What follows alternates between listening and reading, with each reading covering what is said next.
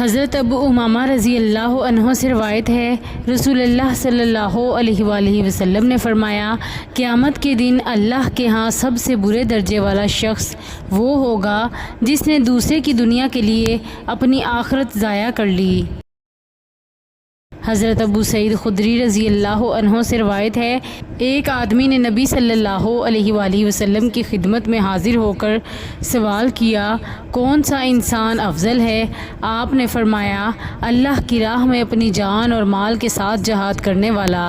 اس نے کہا، اس کے بعد کون سا افضل ہے؟ آپ نے فرمایا، وہ آدمی جو کسی گھاٹی میں اللہ کی عبادت کرتا ہے، لوگوں کو اپنے شر سے بچائے رکھتا ہے۔